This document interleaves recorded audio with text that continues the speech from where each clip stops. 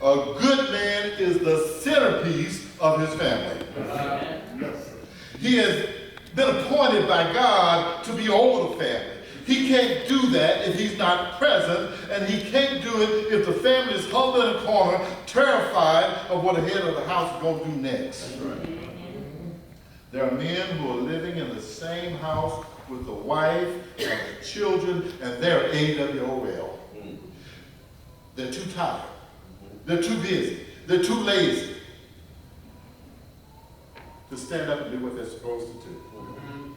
They gladly turn over the checkbook and the bills and the children to the wife, and they do it with a smile because then they don't have anything to have to do. David went on to tell Solomon what he needed to know. Verse 3 said, and keep the charge of the Lord thy God, to walk in his ways, to keep his statutes and his commandments and his judgments and his testimonies, as it is written in the law of Moses, that thou mayest prosper in all that thou doest, and whithersoever thou turnest thyself. We're here to try to prosper, folks. You ask anybody why they go to work every morning. Trying to prosper, trying to get ahead. The Bible has told us how to do that. David knew the urgency of doing what the Lord commanded. Time was running out for him. Don't look, y'all. But we don't have as much time today as we had yesterday. That's right. Amen. Even David, who was called a man after God's own heart, lost sight of God's commandments to not covet his neighbor's wife. He knew how critical that mistake was and the pain of the consequences that followed. Part of David's statement to Solomon included, walk in his, God's way. There are so many paths that lie ahead of every young person. They should have a way of knowing how to choose the right path. That reason should be the example lived before them that always guided, there was always being guided by someone who lived with a desire to please God. See, David spoke of the testimonies that manifested itself in the life of one who walked in God's ways and to keep his statutes and commandments and judgment. And by doing that, one would prosper in life. Let me put it to you like this. God never fails. That's right. God's will is perfect. Do God's will, you'll never fail. That's right. Do God's will, you will always succeed. It's as simple as that, but so many people miss that. I ask myself if the promise of prosperity was basically a tactic designed to entice people to follow God. Then I thought about it and I saw the rationale. If you walk in God's will, you're going to keep the money that you would have spent otherwise on bills, bonds, and dollars.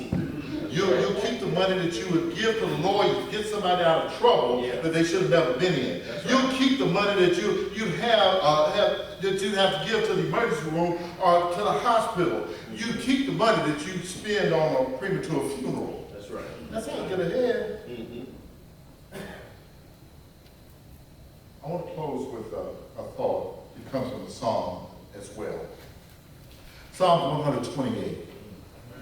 This is a very brief psalm, but it's directed to men, and it gives us all the reasons why we should stand up and be strong and lead our families the way that we need to righteousness, to God. Psalms chapter 128, verse 1 says, blessed is everyone that fears the Lord, that walk in his ways. Blessed is the same thing as happy. If you ask people what they get up and go to work for every day, it's because they want to find enough of something to be happy about.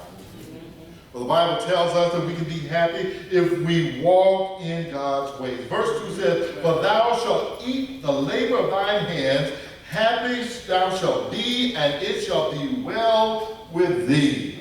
In other words, the works of your hand, what you do in the name of the Lord, what you do every day, period, you'll benefit from. It's kind of back to that thing where, we work and we put money in bags with holes in them because we don't do God's will. The same thing. It's the same admonition comes to us. Consider your ways. Thy wife, now this is one that where you have to use imagination in, but this is one of the rewards. And you have to kind of put yourself here. Thy wife shall be a fruitful vine beside thine house. Now, in those days, they didn't have a whole lot of refreshments. Now, if you're a man who had a grapevine growing beside his house, something sweet, tender, juicy, y'all getting it yet? Anybody? You see, she's a blessing. That's right. She is a reward to you, provided by God because of God's system that he's put into place. And because you are a godly man, you have the benefits of that. Thy children shall be like olive plants round about thy table. You see, olives represented a lot. And it represented oil, food, it represented oil for healing, oil for cooking. Olive branches was just a symbol of profitability. Our children would be profitable to us if we walk in God's ways. How do you do that? Well, you know, one of these days we're not going to be able to work. And some of us are going to have to go live with our children. And if they living in a hovel somewhere, you're going to be in bad shape. You teach your children, you bring your children up. They don't want to go out to determine what nursing home you go to. So you need to bring them up with a righteous mindset, a compassionate mindset. That's how you raise profitable children. Behold, that thus shall the man be blessed that feareth the Lord. The Lord shall bless thee out of Zion. See, Zion is where we find in the Bible in a lot of instances. It represents a people. It represents a mountain. It represents a place to go to worship. It represents a lot. But what it represents is that place where man meets God and his benefits. And one thing that you didn't have to ever ask a man in that day on Sunday was, are you going to Zion? All right. I want to say this, but y'all might get mad at me. I'm going to say it anyway. Men shouldn't have to be asked to go to church. They shouldn't meet you at church. They should beat you to church. You know, we ought to be showing somebody what a joy it is to be at church. We ought to be the first ones there. We ought to be there with the eager look on our face. What can I do today to serve the Lord? If Zion is where a man always wanted to go, the church should be the place that a man should beat his feet off to try to get to. Because that's where you meet the Lord.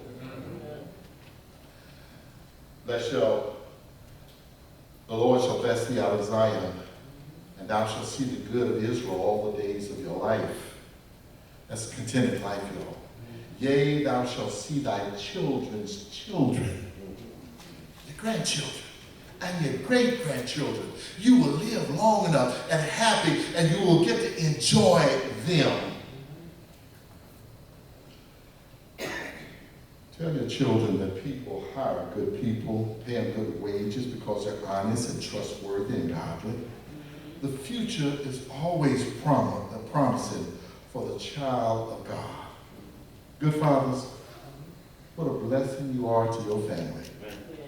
You provide, you protect, you give good instructions. You're the kind of man that your son wants to grow up to be. You're the kind of man that your daughter wants to grow up and marry. She saw what a blessing that you were to her mother.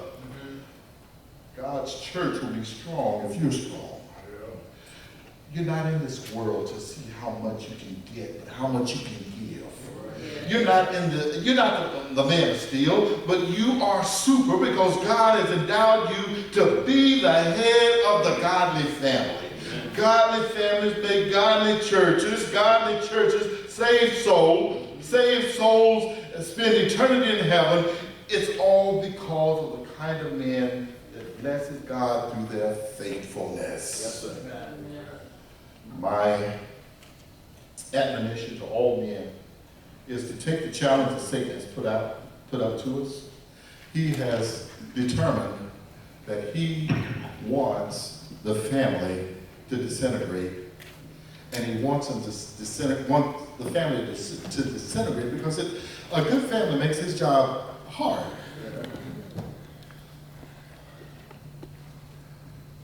A good family teaches their daughters to be ladies and their sons to be men. A good family insists on right all the time. There's no such thing as situational ethics in a good family. The good family teaches from the Bible. Because there's a lot of people right now doing stuff away from the Bible, and they legalized it. Well, they have parades and they have celebrations, and they celebrate each other on TV because somebody came out, and how much courage did it take for you to come out? How much sense does it take for you to get straight?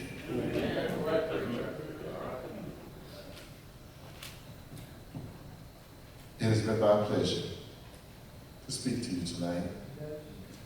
And I pray to God this one thing, that what we will all commit to do in the future is to look back and see the Lord's church in its purest form, and then start to rebuild that among ourselves. There's no place better than being in the house of the Lord.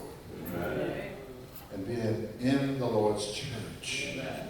The Bible tells us in Ephesians chapter 5 that one day Jesus will come back for his church. And that church will be without spot or blemish. And so what we need to do is we need to reconstruct the Lord's church in our own hearts first, and then insist on it being the church of the Bible. You remember the brag we used to make? We the ones that you find in the Bible. You want to know what the Church of Christ is? Look in the Bible, the description of the church. Well, we need to get back to that. We need to make sure that is truth. Because in so many instances, it's not true anymore. We need to stop letting the camel get his nose in the door.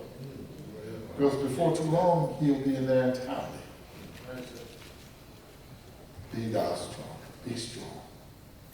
Show thyself a man. If you're not obeying the gospel of Jesus Christ, we ask you tonight to make the greatest decision that you'll ever make. That is to put the Lord on in baptism for the remission of your sin. You need to come hearing, because faith cometh by hearing, and hearing by the word of God.